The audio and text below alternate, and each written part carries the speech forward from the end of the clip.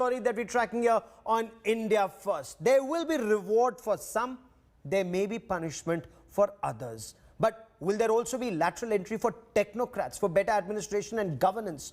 Will the big focus be on Uttar Pradesh ahead of assembly elections? There are many questions and speculation ahead of cabinet reshuffle in the Modi government 2.0. Now, sources are telling India Today's reporters on ground that there may be 20 new faces, there may be 6 new cabinet ministers. India Today's team of reporters bring you all the information on Modi 2.0 cabinet reshuffle. Nail-biting suspense over Team Modi's mega rejig gets bigger. Modi cabinet's reshuffle likely on Thursday at 10:30 a.m. But only 3 men know who's in and who's out, as the Mantri hopefuls wait in anxious silence. ना इसमें मैं तय करने वाला हूं, ना आपको inform करने वाला हूं.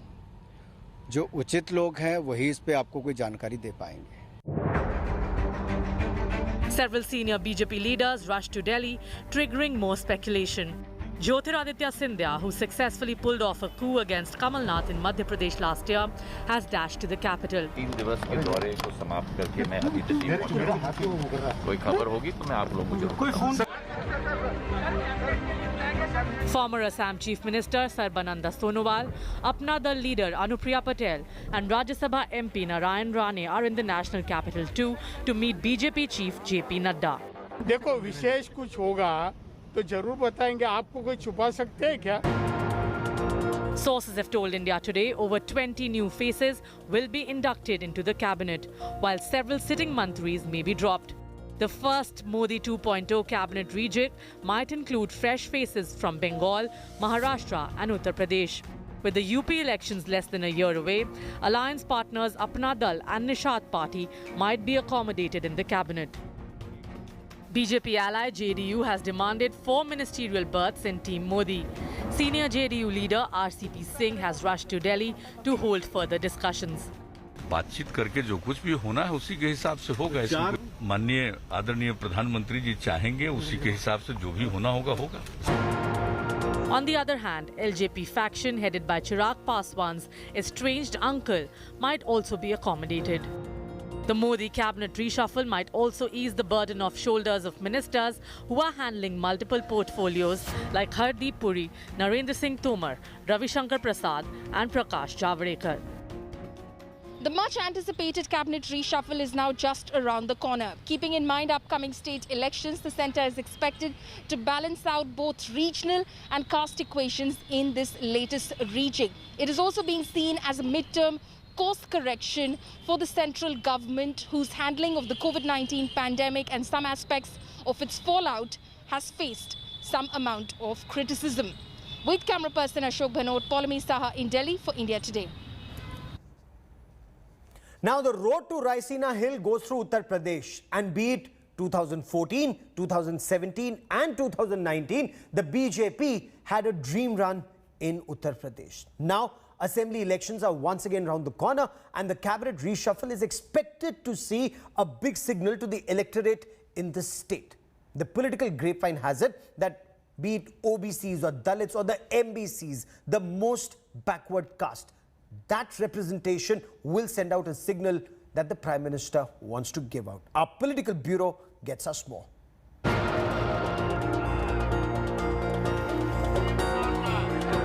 It's the mother of all state elections.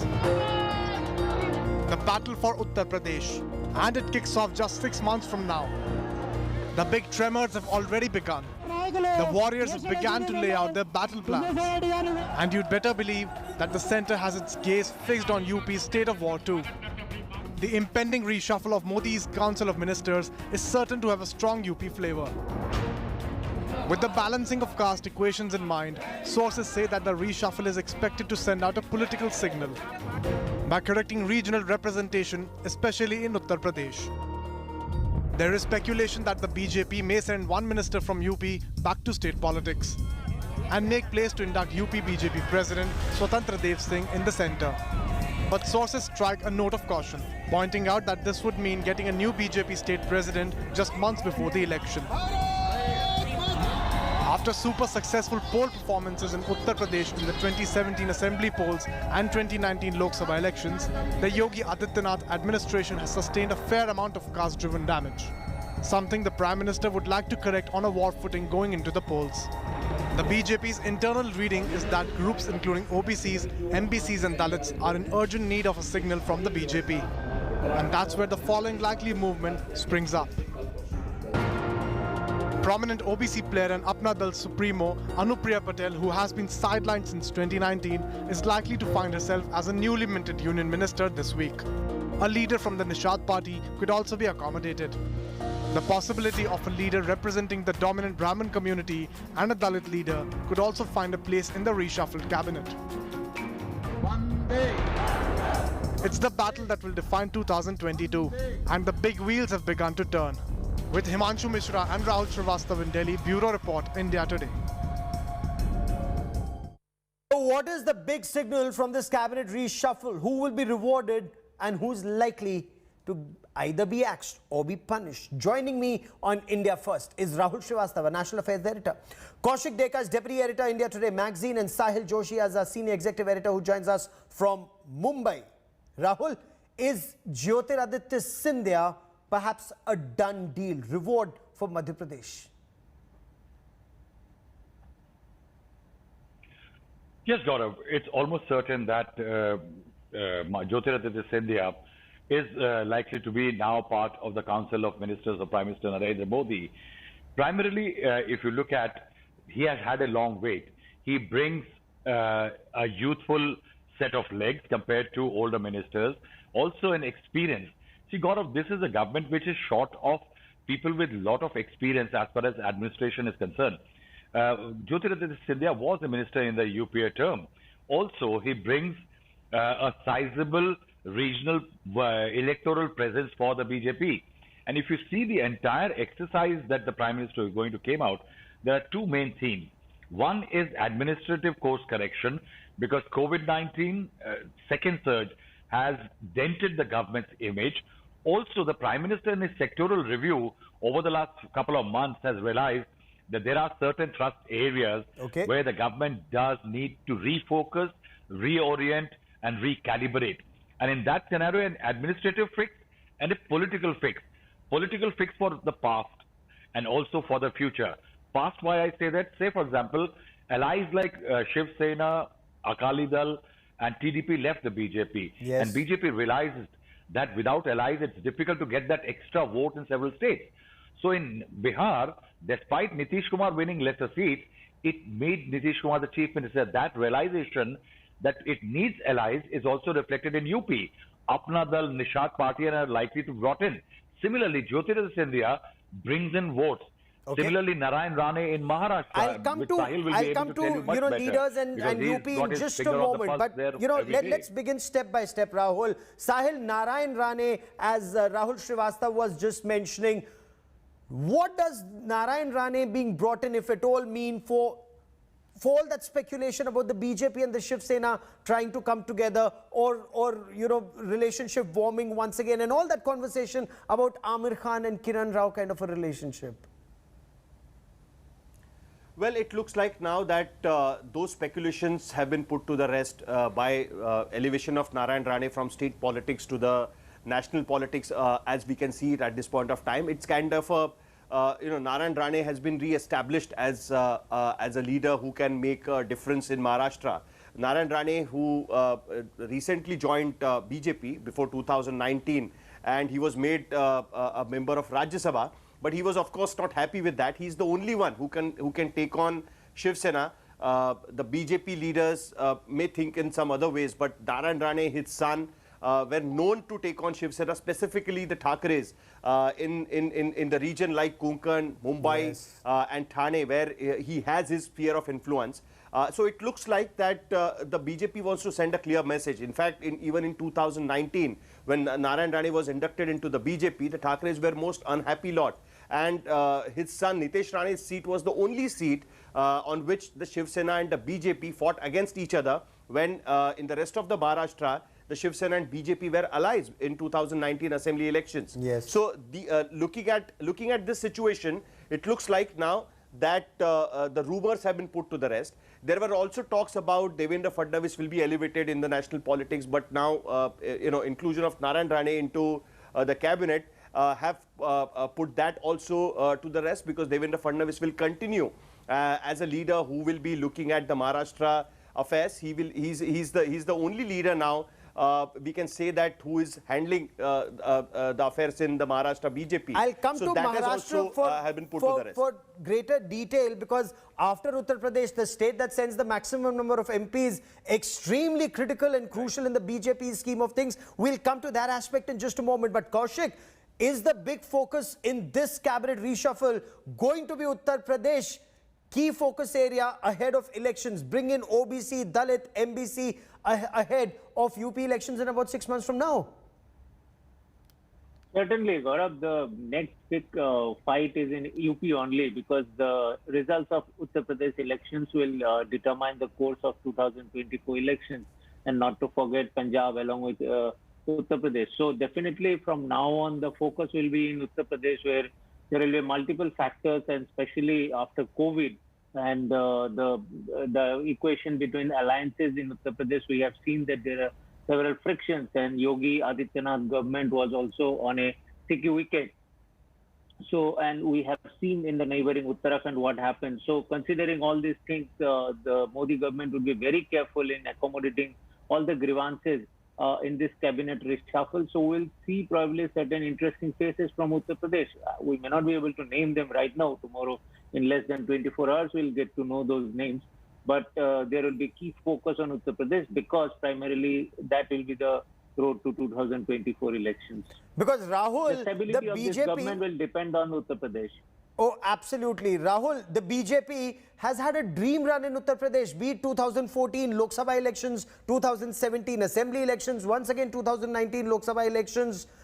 The big challenge as far as the elections now are concerned, as Kaushik rightly pointed out, one was COVID, one was not just allies, but even BJP leaders and MLAs extremely miffed, as some argue, with Yogi Adityanath and his style of functioning. How does this reshuffle intend to address some of these issues?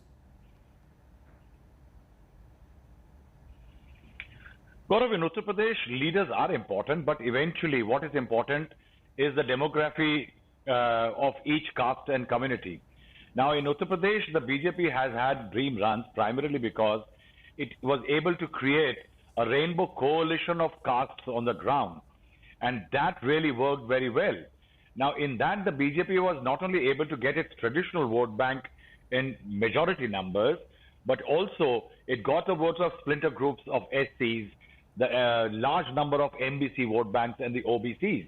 And that is why what we are being told, that this exercise that Prime Minister is going to carry out tomorrow may have as many as eventually the Council of Ministers may have 25 members from the OBC community. Now, that's a very sizable number, because it is sending out a political signal.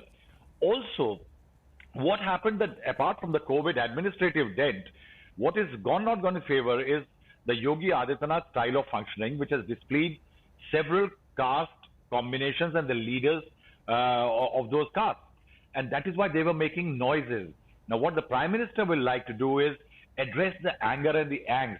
If Jiten Prashada was brought in, it was a signal to the Brahmins. If OBCs from UP are brought into the Council of Ministers, that will be a signal. Apna Dal, for example, Anupriya Patel coming in, is a political signal. That's why I say this exercise could well be a very strong political fix, especially for UP. A strong political fix for Uttar Pradesh. But Sahil, after Uttar Pradesh, Maharashtra, equally important, if not more, because the BJP would be thinking they came so close and yet remained so far. So does the cabinet also, the reshuffle, intend to address that issue? Of course, it definitely looks like that, Gaurav, because Maharashtra is the state which consecutively twice, 2014 and 2019, as an NDA, if you take Shiv Sena and BJP together, both the times they contested elections as in an alliance, and both the times they managed to get at least 41 seats from Maharashtra. It's a big chunk. Looking at that, now that the Shiv Sena is not with the BJP, and if in 2024 three parties decides to contest together, it is going to be a really tough task for the BJP to keep its numbers in Maharashtra. Absolutely. Looking at the scenario, it looks like that the government wants to get into this caste combination as well as the political combination in the state. That's why Narayan Rane represents the Maratha caste. It's likely that Kapil Patil, who is MP from Bhiwandi in Thane district, who represents the Agri community, is also likely to be kind of a contender during this cabinet rejig. Preetam Munde comes from the OBC community. She has a Munde surname with her, and Pankaja Munde's younger sister is also likely to be taken into the cabinet, is what is being heard. So this combination is also in the consideration, that's for sure, because in some or the other way, the BJP wants to will try to keep its tally intact when it will come to 2024 Lok Sabha elections. And if the talks with Shiv Sena, it looks like now that they want to put it to the rest, but you still have 2 more years. Don't know how the situation will change after one and a half year. So looking at the whole thing, obviously these considerations are also there, and we'll have to see if tomorrow the cabinet expansion is happening. Kaushik, other than Rane, who else will be inducted in this? Absolutely. Kaushik, there was a lot of talk about appraisals of ministers by the Prime Minister. Who are those who are likely to be rewarded and others punished? And when portfolios are changed or some taken away, is that a barometer on performance of ministers?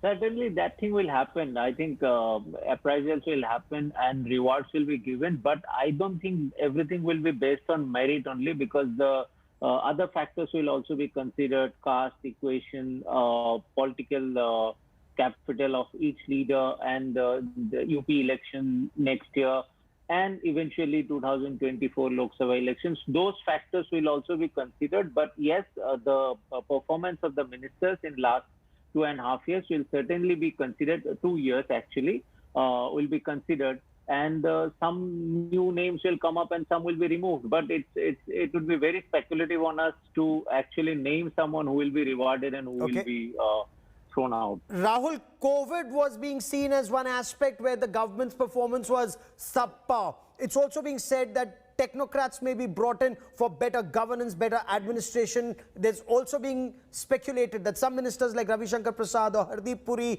there's too much on their plate. The opposition says all of this shows shallow talent pool. How is that being addressed?